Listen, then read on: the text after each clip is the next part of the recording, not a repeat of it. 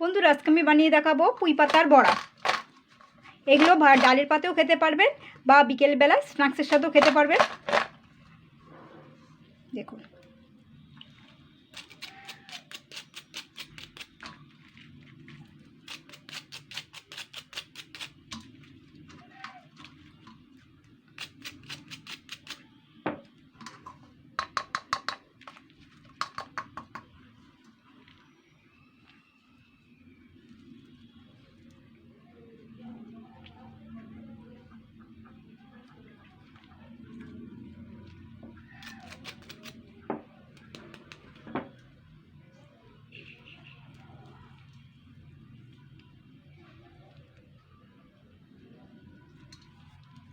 নমস্কার বন্ধুরা, আমি Priyanka. Welcome back to my channel. বন্ধুরা আজকে আমি বানিয়ে দেখাবো পুঁই পাতা আর মুসুর ডাল দিয়ে বড়া রেসিপি, পুঁই পাতার বড়া। তো চলুন দেখে নেওয়া যাক।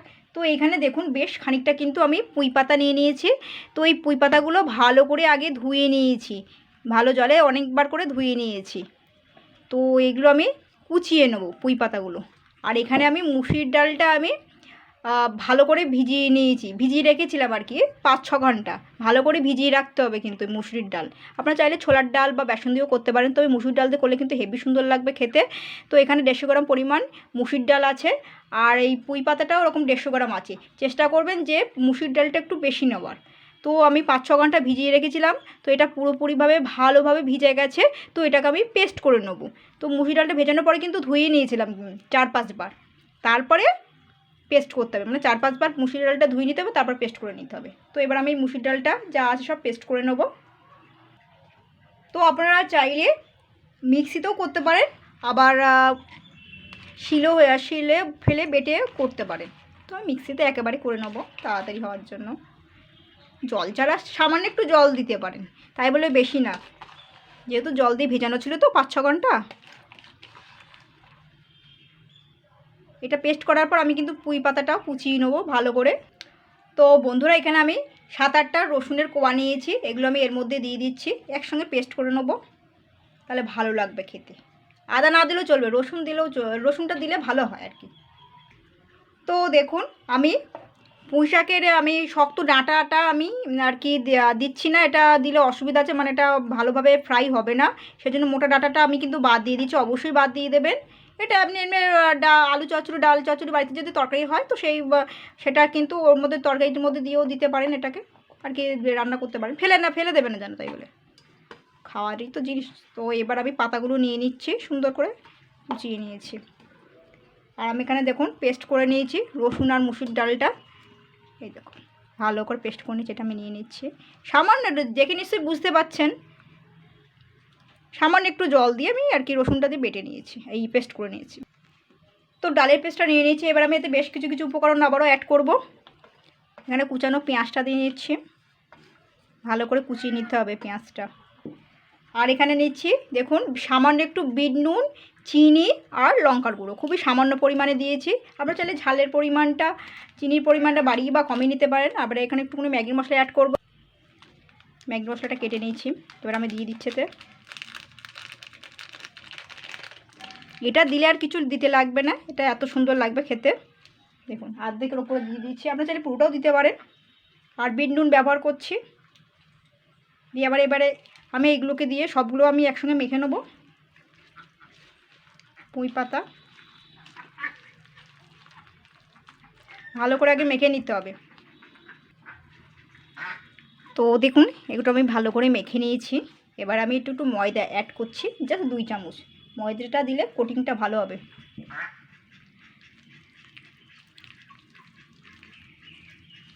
তো এবার আমি এটাকে জাস্ট 5 মিনিটের জন্য রেস্টে রাখবো। দেখুন এইভাবে এরকম করেই কিন্তু মাখতে হবে। আর আমি হলুদ গুঁড়ো দিলাম না, যা এই কারণে যে ম্যাগি মশলাতে যা আছে হলুদ তাই দিয়েছি আর কি, ম্যাগি মশলাটা দিলেই হয়ে যাবে। আমরা চাইলে হলুদ গুঁড়োটা কিন্তু অ্যাড করতে পারেন। বন্ধুরা দেখুন এখানে আমি বেশ খানিকটা কিন্তু রিফাইন্ড তেল দিয়ে দিয়েছি, তেলটা মিডিয়াম গরম হয়েছে। তো এই যে পুঁই আর মুসুর ডাল বাটা মাখাটা আমি রেখে দিয়েছিলাম, তো এটা সেট হয়ে গেছে। একটু নেড়ে দেবো, দেওয়ার আগে একটু অবশ্যই নেড়ে দিতে হবে। তো আপনারা হাত দিয়েও দিতে পারেন, তো আমি এই চামচ ব্যবহার করছি।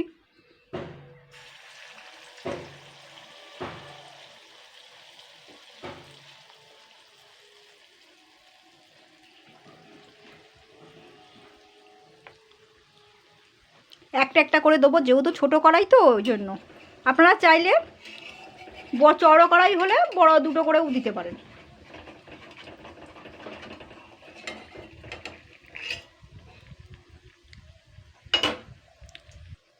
এক সাইড মোটামুটি ভাজা হয়ে গেছে, এবার আমি এটাকে উল্টে দেবো।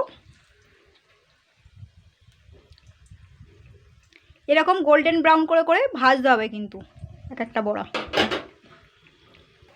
তো দেখুন বড়াটা কিন্তু আমি লাল লাল করে ভেজে নিয়েছি, বেশি যেন পুড়িয়ে ফেলবে না, পুড়িয়ে ফেললে কিন্তু একদমই ভালো লাগবে না।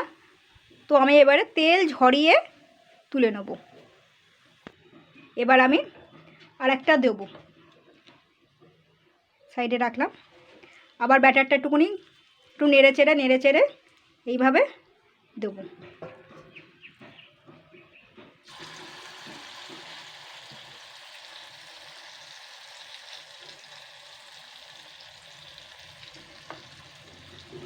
এবার এটা তুলে নেব।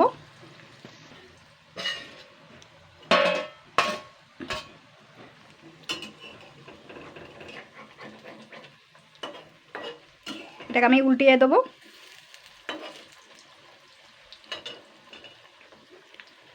এইভাবে প্রত্যেকটা বড়া আমি কিন্তু ভেজে নেবো ভালো করে। আর এটা কিন্তু এগুলো সবগুলোই মিডিয়াম আঁচেই ভাজতে হবে, আঁচে কিন্তু বেশি জোর দেওয়া যাবে না, নাহলে কিন্তু পুড়ে যাবে, ভাজাটা একদমই ভালো হবে না। চেষ্টা করবেন মিডিয়ামের থেকে কম আঁচে দিয়ে ভাজার চেষ্টা করবেন, মিডিয়ামের থেকে কম যতটা পারবেন কম আঁচে ভাজলে ভালো হবে ভাজাগুলো।